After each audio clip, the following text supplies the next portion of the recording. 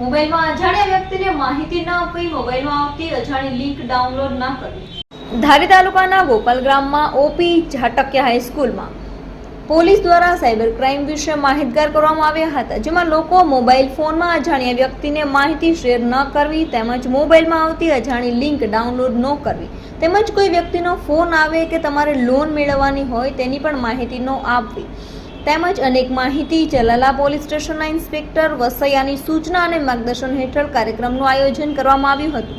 આ કાર્યક્રમમાં પોલીસ સ્ટેશનમાં ડાભી સાહેબ તેમજ દીપુભાઈ વાળા સહિતના અધિકારીઓ કાર્યક્રમમાં ઉપસ્થિત રહ્યા હતા। બનાવ બનવાનું મુખ્ય કારણ છે લાલચ, લોભ અને આળસ।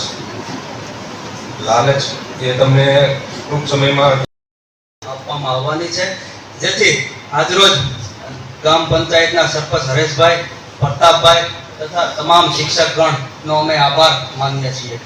સૌપ્રથમ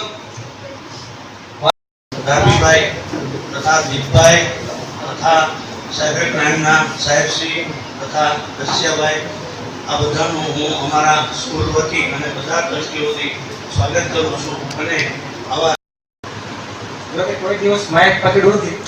આજે મારા નોકરીના 8 વર્ષ થયા છે। 8 વર્ષમાં જ પહેલી વખત માઇક પકડવામાં ઓપી ઝાટકિયા સ્કૂલના ટ્રસ્ટી તથા શિક્ષકગણ પ્રતાપભાઈ ફોકસ એક હોય તો એમને ડાઉનલોડ કરવી નહીં।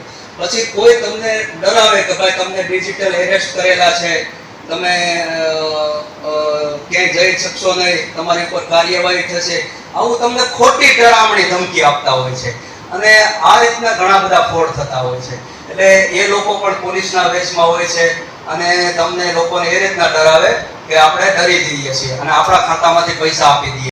આજ રોજ ચલાલા પોલીસ સ્ટેશનમાંથી એસપી સાહેબના સૂચન અનુસાર ક્રાઇમ જે સાયબર ક્રાઇમ થઈ રહ્યો છે એમના માટેનો ચલાલા પોલીસ સ્ટેશનમાંથી ડાભી સાહેબ, દીપભાઈ વાળા સાહેબ તેમજ એમનો સંપૂર્ણ સ્ટાફ અહીંયા ઉપસ્થિત રહી અને અમારા વિદ્યાર્થીઓને સાયબર ક્રાઇમમાંથી કેવી રીતે આપણે બચવું એના માટેની માહિતી આપી।